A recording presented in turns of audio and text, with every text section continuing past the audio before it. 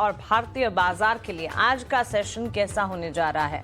विदेशी बाजार से जो संकेत आ रहे हैं, ग्लोब के फ्रंट पर ही नहीं, डोनाल्ड ट्रंप की तरफ से एक के बाद एक जो अनाउंसमेंट्स हो रहे हैं उसका करारा जवाब भारत भी दे रहा है। लेकिन इन तमाम चीजों का असर इक्विटी मार्केट्स पर कैसा पड़ेगा, इस पर खास नजर रखेंगे। नई सीरीज की पहली वीकली एक्सपायरी का दिन है आज और इस सुबह गिफ्ट निफ्टी की तरफ से इम्प्लाइड ओपन करीब 50 अंकों की बिकवाली के साथ यहां पर कामकाज। यूएस और डोनाल्ड ट्रंप एडमिनिस्ट्रेशन लगातार टैरिफ इंप्लीकेशन के सिलसिले को जारी रखते हुए अब भारत पर उन्होंने अतिरिक्त 25% टैरिफ लगाया, यानी कि टोटल कुल मिलाकर 50% टैरिफ इंप्लीकेशन की बात यहां पर हो रही है। और इसके पीछे की वजह, भारत जो रशिया से तेल खरीद कर रहा है उसे लेकर परेशान है डोनाल्ड ट्रंप। अब डोनाल्ड ट्रंप या कोई भी राजनेता अपने देश के हित में या अपने देश के बारे में बात जरूर कर सकते हैं, राय जरूर दे सकते हैं, लेकिन क्या वो किसी और देश को भी डायरेक्ट कर सकते हैं? बड़ा सवाल। क्या इस तरह की जो तकनीक या इस तरह की जो प्रेशर टेक्निक्स वो यूज कर रहे हैं, क्या उनके ही एक तरह से डिसएडवांटेज में काम नहीं करेगी? दूसरा बड़ा सवाल। लेकिन इन तमाम चीजों के बावजूद अक्रॉस द ग्लोब मार्केट्स में उठापटक और असर तो आता ही है। ग्लोबल मार्केट के सारे संकेत एक बार अभिषेक सत्यव्रतम से जान लेते हैं, उसके बाद आगे और विस्तार से इस पर बातचीत करेंगे। गुड मॉर्निंग अभिषेक। एज एक्सपेक्टेड एक डेवलपमेंट, एक अनाउंसमेंट, और ये अनाउंसमेंट का असर कहां तक पहुंचेगा? Mansi good morning. देखिए, ट्रंप ने पहले धमकी तो दे ही दी थी कि हम बड़ा टैरिफ लगाएंगे और 25% एडिशनल टैरिफ लगाने का ऐलान कर भी दिया है। हालांकि ये जो टैरिफ है 27 अगस्त से लागू होगा, तो 27 अगस्त तक कम से कम भारत और अमेरिका के बीच में, दोनों देशों के बीच में बातचीत का एक मौका होगा और देखते हैं कि क्या कुछ और सहमति बनती है या फिर तनातनी बनी रहती है। लेकिन हम लगातार ये देख रहे हैं कि ट्रंप की तरफ से बहुत तल्खी भरे बयान आ रहे हैं और ऐसा लग नहीं रहा है कि वो किसी राहत के, किसी रियायत के मूड में भारत के ऊपर है। हालांकि भारत भी लगातार पलटवार कर रहा है। विदेश मंत्रालय की तरफ से बयान आया है कि ये जो टैरिफ लगाया गया है काफ़ी दुर्भाग्यपूर्ण है, काफ़ी अन्यायपूर्ण है और हम अपने राष्ट्रीय हित में बाकी देशों से इंपोर्ट करते हैं, रूस से हम तेल खरीदते हैं, बाकी चीज़ों की भी खरीदारी करते हैं और हम इसे जारी रखेंगे, किसी दबाव में झुकेंगे नहीं। तो बार बार विदेश मंत्रालय ये भी कह रहा है। लेकिन कहीं ना कहीं हमें ये समझना होगा कि ट्रंप के जो स्टेटमेंट आ रहे हैं वो मतलब सिर्फ ये रूस से तेल खरीदने या फिर रूस से रिश्ते को लेकर नहीं है। आप देखिए, ट्रंप की तल्खी उन सारे देशों से हैं जो ब्रिक्स के पार्ट हैं। अगर हम टैरिफ की बात करें, ब्राजील पर भी 50% टैरिफ है। एक और देश रूस तो खैर एक तरह से उनका दुश्मन भी बना हुआ है और वो भी ब्रिक्स का सदस्य है। चाइना के साथ उनकी बातचीत चली है, अभी 3 महीने का एक तरह से टैरिफ ट्रूस है, लेकिन चाइना के साथ भी तनातनी है और भारत भी है। तो ये 4-5 देश हैं जो सीधे सीधे ट्रंप के निशाने पर हैं, क्योंकि ये कहीं ना कहीं डॉलर डोमिनेंस को चुनौती देने की दिशा में बढ़ रहे थे और ट्रंप ने पहले धमकी दी भी थी। अब ये जो टैरिफ लगा है, देखिए अमेरिका और रूस की बातचीत भी हुई है और ट्रंप ने ये बताया है कि उनके साथ हमारी बातचीत जो है वो पॉजिटिव रही है, सकारात्मक रही है। अब देखते हैं कि क्या पुतिन युद्ध रोकने को लेकर सहमत होते हैं या नहीं। अगर ऐसा हो जाता है तो एक भारतीय बाजार के लिए, भारत के लिए एक पॉजिटिव चीज जरूर होगी, अदरवाइज ये थोड़ा नेगेटिव तो जरूर है। लेकिन ये भी है कि 25% से ऊपर आप जो भी टैरिफ लगा रहे हैं उससे बहुत ज़्यादा मुझे लगता नहीं कि भारतीय निवेशकों को बहुत ज़्यादा डरने की ज़रूरत है, क्योंकि अगर 25% टैरिफ पर भी अगर वो भारतीय इंपोर्ट कर रहे हैं तो उसके ऊपर अब देखने वाली बात होगी कि क्या होता है। हालांकि जो सेक्टर्स हैं जो हम ज़्यादा एक्सपोर्ट करते हैं उनको, टेक्सटाइल हो गया, फार्मा हो गया, आईटी, इंजीनियरिंग गुड्स हो गया, precious metals, James and jewellery, ये होंगे, इन पर थोड़ा नेगेटिव असर बरकरार रहेगा। गिफ्ट निफ्टी हम देख रहे हैं कि देखिए कमजोरी के साथ खुलने के संकेत तो दे रहा है, लेकिन रात को मैं देख रहा था 90-95 अंक नीचे गिफ्ट निफ्टी था। फिलहाल हम देख रहे हैं कि 40-45 अंकों की गिरावट के साथ खुलने के संकेत दे रहा है। तो पिछले अगर आप 4 सत्र से देखेंगे तो 24,500 के स्तर को निफ्टी ने लगातार बचाया है और कोई खास तवज्जो ट्रंप के स्टेटमेंट को दी नहीं है। लेकिन मतलब आगे की अगर हम सोचें तो क्या भारत और अमेरिका के कूटनीतिक जो रिश्ते हैं वो कमजोर होंगे? क्या उसमें कोई दरार पड़ेगी? थोड़ी चिंता की बात यह है, क्योंकि भारत न सिर्फ अमेरिका को एक्सपोर्ट करता है बल्कि भारत में अगर हम एफडीआई की बात करें तो वो उसमें भी अमेरिका को हम देख रहे हैं कि वो तीसरे नंबर पर है।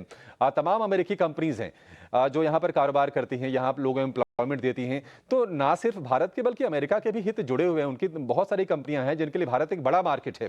तो उम्मीद तो करेंगे कि आगे चल के मुद्दे को सुलझाया जाए, लेकिन फिलहाल ये जो तनातनी है, ये जो अनिश्चितता है, ऐसा लग रहा है कि बाजार को कुछ और दिन तक, कम से कम 27 अगस्त तक ये परेशान करती रहेगी। लेकिन ये 50% का टैरिफ बाजार के लिए थोड़ा सा नेगेटिव तो जरूर है। और अब अगर हम अमेरिकी बाजारों की बात करें तो डाउ जोन्स में कल हमने देखा कि लोअर लेवल से करीब 180 पॉइंट के आसपास की बढ़त आई। 80 अंक चढ़ के डाउ जोन्स बंद हुआ है।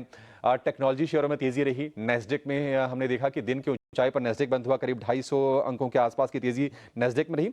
और हम देख रहे हैं कि डाउ फ्यूचर, नेस्डेक फ्यूचर भी बढ़त के साथ ही कारोबार करते हुए दिखाई दे रहे हैं। एशिया से भी संकेत ठीक ठाक हैं, क्योंकि जापान के इंडेक्स निकेई में लगातार तीसरे सत्र में तेजी है। कोरिया की बात करें, कोरिया में करीब आधे % की बढ़त पर कारोबार हो रहा है। और बाकी जो संकेत हैं वो हमारे थोड़े से फेवर में जरूर हैं, क्योंकि क्रूड थोड़ा सा नरम और हुआ है। 67.3 के आसपास के भाव हैं। और अगर हम सोने की बात करें 3445, ज्यादा चेंज उसमें नहीं है।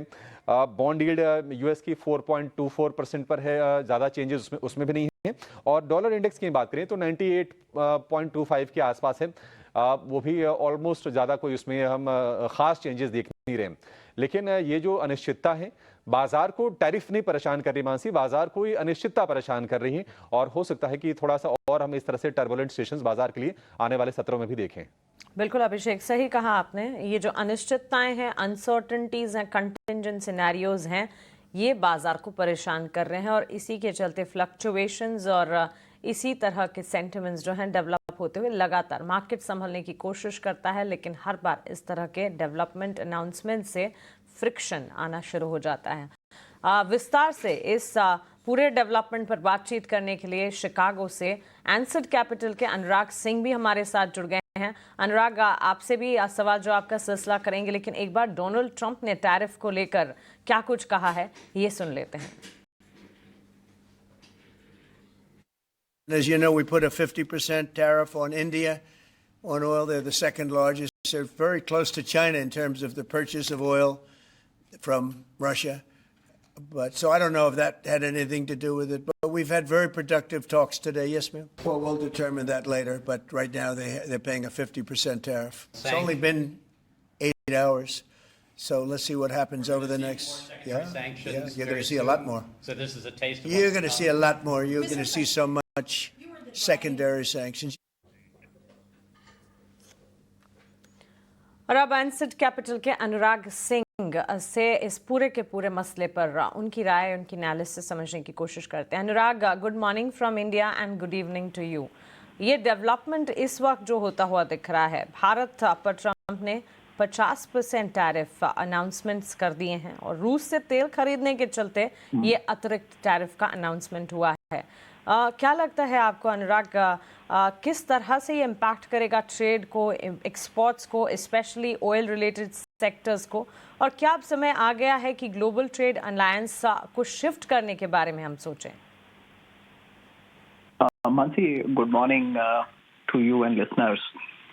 तो मानसी देखिए, डिप्लोमेसी का फेलियर तो है ये इसमें, क्योंकि इस तरह से जो यूएस की इकोनॉमी से इंडिया की इकोनॉमी काफी वेज में कनेक्टेड थी, तो इस तरह का स्टैंड ऑफ होना नहीं चाहिए था। उसके रीजंस कुछ भी रहे हों, लेकिन अल्टीमेटली ये एक फेलियर तो है। एंड अगेन 21 डेज का टाइम है इसमें, तो मुझे लगता है कि ये जो एक्स्ट्रा 25 की पेनल्टी है ये अंडर डिस्कशन है, और वही ट्रम्प साहब ने टाइम दिया है 20 दिन का। तो अगर कुछ और इसमें डील स्ट्रक हो पाई तो ये उड़ जाएगा 25% का, लेकिन बाकी 25% तो मुझे लगता है वो तो रहेगा, क्योंकि दैट्स वेरी क्लोज टू बाकी सबको भी 20 तो पड़ा ही है। अनलेस कोई बहुत फेवरेबल टर्म्स हैं किसी कंट्री से मिले हैं तो उनको 15 मिला है, but otherwise outside European Union and Japan everybody has got at least 20। तो इंडिया का 25% तो रहने वाला है, बिकॉज इंडिया कुछ ओपन अप तो नहीं कर रहा है इकोनॉमी में। तो ultimately it's going to hurt a little bit. नजरिया हमें सरकार का देखना होगा। If the government has made up its mind के we will absorb this and move on, तो वो भी एक फैसला ही है सरकार का। लेकिन ये स्टैंड ऑफ अच्छा नहीं है. Ultimately tempers need to cool down and इसको एस्केलेट नहीं होने देना है. अभी तक जो भी हुआ है वो स्टेप्स आई थिंक डिप्लोमेसी के लिहाज से मुझे तो ठीक नहीं लगे. मानसी बिल्कुल बिल्कुल अनुराग, ये आप सही कह रहे हैं कि फेवरेबल टर्म्स जहां पर हैं वहां पर रियायत कुछ हद तक मिली है. कहा 26% टैरिफ इम्प्लीकेशन का डिस्कशन था, उसके बाद 25% लगाए गए और अब वहां से अतिरिक्त 25% की बात. लेकिन ये जो 100% टैरिफ ऑन इम्पोर्टेड सेमीकंडक्टर और चिप्स की बात हो रही है, क्या ये इंडिया के टेक और इलेक्ट्रॉनिक इंडस्ट्री, सेमीकंडक्टर इंडस्ट्री की ग्रोथ को लेकर, क्योंकि 2030 तक सेमीकंडक्टर को और ज़्यादा तेज़ बनाने की कोशिश कवायद भारत सरकार की है, क्या इस पर एक इम्पैक्ट आता दिखेगा? हाँ, वो जरूर दिखेगा. बिकॉज देखिए, सेमीकंडक्टर में अगर इंडिया फाउंड्री कर रहा है तो उसमें तो किसी का इंटरेस्ट नहीं है, वो तो लो मार्जिन है. बट उसके अलावा डिजाइन एंड मैन्युफैक्चरिंग सेमीकंडक्टर की और प्रोग्रामिंग जो उसके बाद होती है, which is the technical part, वो इवन फाउंड्री, ट्रम्प साहब का व्यू है कि ये बिजनेस यूएस में हो सकता है. सो इनको हमें बाहर के कंट्रीज में मैन्युफैक्चर क्यों होना चाहिए? बिकॉज देखिए, वो क्रिटिकल सप्लाई चेन में अगर आपका एक एलिमेंट भी बाहर है, वो कोविड के टाइम पे जब सेमीकंडक्टर क्राइसिस हुआ, ऑटो फर्म्स ने फेस किया, तो देन दे रियलाइज कि ये तो एयरक्राफ्ट से लेके एरोप्लेन से लेकर के कार्स से लेके सब इक्विपमेंट्स में जाता है. तो the entire supply chain needs to be in US. So US government is willing to, उसमें पिछले बार बाइडेन गवर्नमेंट ने उसमें ऑलरेडी काफी रियायत दी थी और उसके तहत मैन्युफैक्चरिंग वहां हो ही रही है. तो if India plans to manufacture semiconductor chips in India and then export to US, वो मेरे ख्याल से मुश्किल होने वाला है. कोई भी सरकार रहे, ट्रम्प सरकार रहे या दूसरी सरकार रहे, I think that is going to be a critical element जो यूएस अपने यहाँ ही लोकेट करेगा. उसकी कॉस्ट है, वो यूएस देने के लिए तैयार है. ये थोड़ा सा ब्रीफ आंसर है. We can't foresee beyond that, but यहाँ पे ओपिनियन यही है कि वो मैन्युफैक्चरिंग सारी यूएस में होनी चाहिए. Absolutely. Anurag, one last quick question and I request a quick answer, a brief one to it. Possible ripple effects इसके Indian markets पर, equities पर आपको कैसे नजर आते हैं? What are your views? नहीं, ये रिपल इफेक्ट्स तो खराब होंगे मार्केट्स के लिए. बिकॉज देखिए, पॉलिटिकल डायरेक्शन कुछ और ही जा रही है रशिया एंड चाइना की तरफ. रशिया चाइना तो फ्यूचर नहीं है. मुझे तो लगता नहीं कि इंडिया फ्यूचर रशिया और चाइना के साथ देखना चाहिए. पॉलिटिकल क्लास वो देख सकती है, लेकिन business class and you know the corporate world and the whole employment market in India, वो तो सब अमेरिका से चलता है. तो ये स्टैंड ऑफ ठीक नहीं है. इसमें बातें जो भी कर लें, we'll have to really be more balanced here and take a wise way out. इसमें नेशनलिस्टिक बातें करके हम जीत नहीं पाएंगे. मतलब डोमेस्टिकली आई डोंट नो क्या पॉलिटिकल्स का उनका क्या सेगमेंट है, बट हम इसमें कोई जीतने को रखा नहीं है. ऐसे we can't be having stand off with US like that. Anurag, it's very kind of you to give us your time at this hour. Thank you so much. बहुत शुक्रिया हमारे साथ जुड़ने के लिए और विस्तार से ग्लोबल बाजार और